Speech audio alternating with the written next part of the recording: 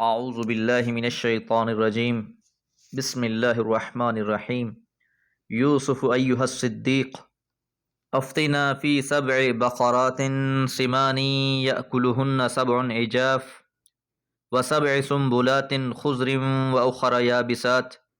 لعلی ارجع الی الناس لعلہم یعلمون قال تزرعون سبع سنین دأبا فما حصدتم فذروه في سنبله إلا قليلا مما تأكلون ثم يأتي من بعد ذلك سبع شداد يأكلن ما قدمتم لهن إلا قليلا مما تحصنون ثم يأتي من بعد ذلك عام فيه يغاث الناس وفيه يعصرون۔ سورہ یوسف آیات 46 سے 49۔ پچھلی آیات میں ہم نے یہ بات جانی کہ بادشاہ کے ساقی نے جب خواب سنا تو اس نے کہا کہ مجھے بھیجو، میں تم کو اس خواب کی تعبیر لائے دیتا ہوں۔ جیل پہنچے، حضرت یوسف سے ملاقات ہوئی تو کہا یوسف ایھا الصدیق، یوسف اے سچے، اے راست باز، افتنا ہمیں بتا، فی سبع بقرات 7 گایوں کے بارے میں، سمان جو فربا ہیں، موٹی ہیں، یأکلہن کھاتی ہیں ان کو، سبع عجاف 7 دبلی گائیں، وسبع سنبلات اور 7 خوشیں ہیں، خضر سبز، واخر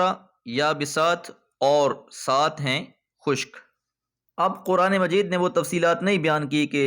اس کو بادشاہ سے اجازت ملی پھر اسے بھیجا گیا، سیدھا ہی ملاقات کا تذکرہ ہو گیا کہ حضرت یوسف کے پاس جب وہ پہنچا تو اس نے اے راست باز، اے پیکر صداقت، اے صدق مجسم، جس سے معلوم ہوتا ہے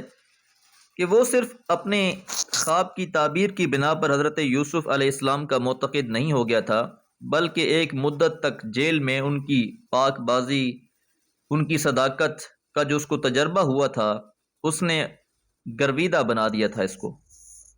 تو خوابوں کو سنانے کے بعد پھر اس نے لعلی ارجع الی الناس، تاکہ میں لوٹ جاؤں لوگوں کی طرف، لعلہم یعلمون، اور تاکہ وہ لوگ جان لیں۔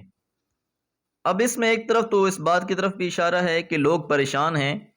کہ اس خواب کی حقیقت کیا ہے، اور ساتھ نہایت لطیف اشارہ اس بات کی طرف بھی ہے کہ یوں تو لوگ اٹکل کے تیر چلائے رہے ہیں، البتہ جو صحیح بات ہے اور جو صحیح علم ہے وہ آپ کی رہنمائی سے ہی لوگوں تک پہنچ سکتا ہے۔ حضرت یوسف علیہ السلام نے خواب سنا، اور خواب سننے کے بعد آپ نے اس کی تعبیر بتائی۔ قال، آپ نے فرمایا، تزرعون، تم کاشت کرو گے، 7 سنین، 7 سالوں تک، دأباً مسلسل،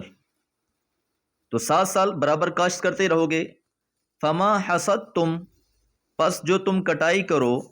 فذروہ، پس اس کو چھوڑ دو، فی سنبلہ، اس کے خوشے میں، کہ فصل کی کٹائی کرنے کے بعد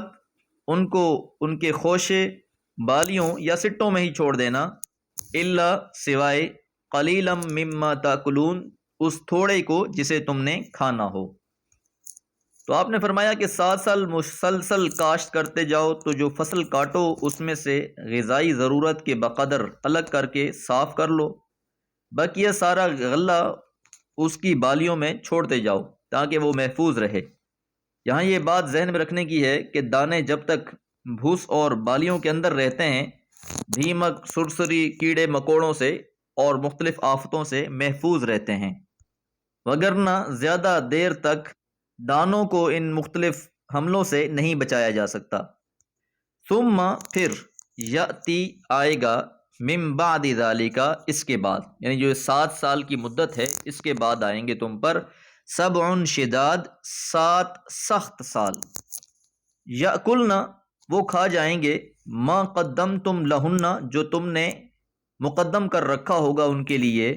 الا، مگر، قلیلا، تھوڑا، مما تحصنون، جو تم محفوظ کر لو گے۔ اس کے بعد خواب کے دوسرے حصے کی تعبیر بیان ہوئی کہ 7 سال متواتر نہایت سخت قحط کے آئیں گے، جو اس سارے ذخیرے کو چٹ کر جائیں گے جو تم نے قحط کے مقابلے کے لیے جمع کرو گے۔ اس محفوظ ذخیرے میں سے بہت تھوڑا حصہ تم بچا پاؤ گے، باقی اس کا زیادہ حصہ تم استعمال کر جاؤ گے۔ ثم پھر یاتی آئے گا، من بعد ذالک اس کے بعد، عامن ایک سال، فیہ یغاث الناس اس میں لوگوں کی داد رسی ہوگی، اور بعض نے اس کا ترجمہ اس میں بارش ہونے کی بھی کیا ہے۔ وفیہ اور اس سال میں، یعصرون انگور نچوڑیں گے۔ تو لفظ یغاث کا مطلب بارش کے بھی ہوتے ہیں، اور استغاثہ کے معنی میں لیا جائے تو داد رسی کے بھی ہوتے ہیں کہ حالات اتنے سخت ہو جائیں گے کہ ہر انسان چیخے گا، چلائے گا، روئے گا، گڑ گڑائے گا، اور پھر اللہ تعالیٰ کی طرف سے اس سختی کو ختم کر دیا جائے گا، بارشیں برسیں گی۔ یاد رہے کہ قرآن مجید میں اللہ تعالیٰ یہ بات واضح کرتے ہیں کہ بڑے سے بڑے کافر اور مشرک لوگ بھی جب انتہائی سختی آتی ہے، شدت آتی ہے ان پر، تو وہ بھی اکیلے اللہ کو پکارنا شروع کر دیتے ہیں اور دوسرے فرضی دیوی دیوتاؤں کو بھول جاتے ہیں۔ یہ بات یہ ہے کہ وفیہ یعصرون کہ تم اس میں خوب نچوڑو گے،